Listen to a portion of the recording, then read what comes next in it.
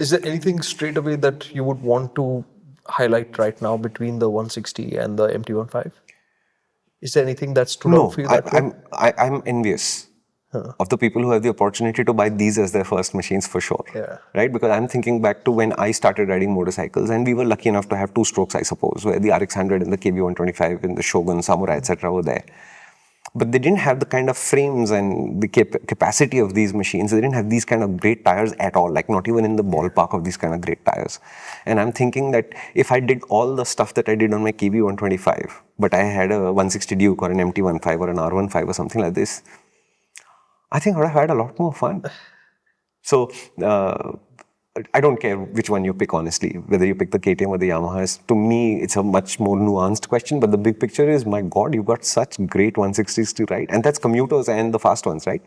You pick the N160 from Bajaj or the RTR 160s. I would pick the 4-valve, not the 2 from TVS. They're good commuters, like really good commuters. Then you go above that and you look at these two Yamahas and these KTM. They're good, fast, sporty commuters too. They make you feel good. Hey, what's the price? I put up the exact price. It's about 1.8-ish for the, where is it? It's right here. Yeah, so it's 1.8 roughly for the top MT-15, which now has a color TFT screen, but a small one, not like a large one. Whereas the Duke 160 is 1.85, 5,000 more. But on this, you have to remember that the Bluetooth unit is not an included part of the equipment. It's a 5,000 rupee accessory. So if you buy the 160 Duke, you go to the dealer and say, please fit the Bluetooth unit back, 5,000 rupees more. And what does that unit do? Phone calls and music and all of that kind of thing. And KTM currently, I don't know for how long, has a 10-year, 120,000 kilometer warranty, which obviously Yamaha just does not do.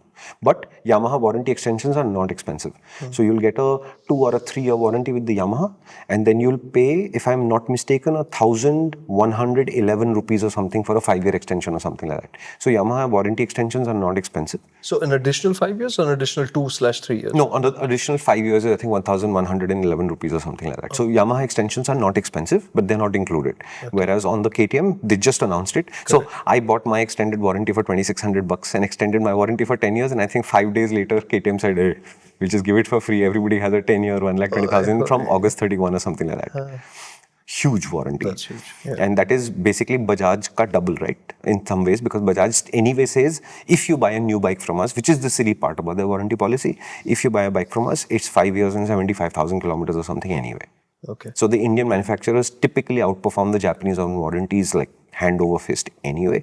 But for some reason, I think it's because this perception of KTMs has to be controlled. And one of the ways to start with it is, hey, we'll back you for 10 years. I think it's awesome. Okay. Right? Yeah. So that's the price part of it. The other difference from the MT to the KTM 200 Duke that is significant is rear suspension travel. The front is 8 mm more on the Duke, not a big deal. But the rear on the MT is like 130 millimeters or something like that. And this thing is 40 millimeters more. I'll put up the exact numbers.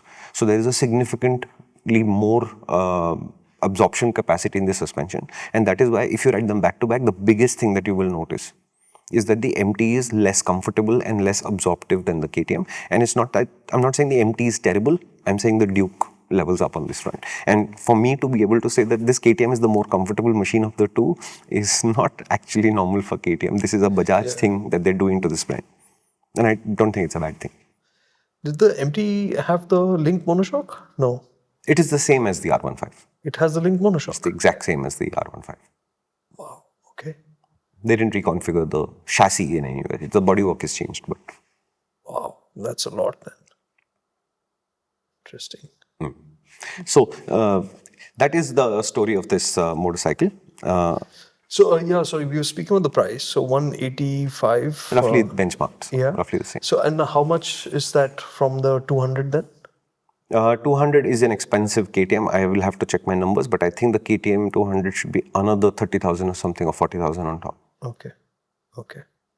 So this is primarily targeting the MT-15 and the R15 in that sense. Yeah, and the logic is this is usually a student first job type of motorcycle where parents are involved, maybe financially, maybe just enabling. And parents seem to believe that 160s are not so fast that you'll get into trouble with, but at 200 that worry starts. Right.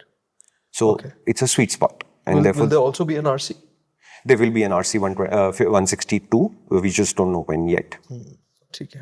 All right. So I'm actually surprised at how much Bajaj, how much work KTM India and Bajaj put into this motorcycle, because on the face of it, you have a 125 on this side, you have a 200 on that side, right? Yeah. You do Apple Pen and you get like a Duke 160, right?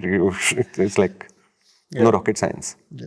But while they didn't do a generation 3 change for this family of KTMs, this represents to me enough changes for you to say, well, you didn't update the styling and some of the aggregates like the headlight design, etc., etc. But fundamentally, you've got generation 2.8 or something. Nice. Yeah. And it was really nice to experience generation 2 again, having seen generation 3. And now I can no longer say that generation 3 improves on generation 2 in every single area. No, I don't think so.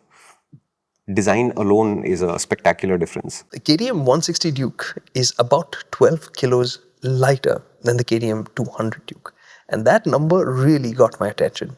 We've really gotten into the details of the 160 Duke. It's there in the entire conversation. You've just seen a small clip of that, but you can find the entire conversation on the MotorInc app, where the MotorInc First of the KTM 160 Duke is playing.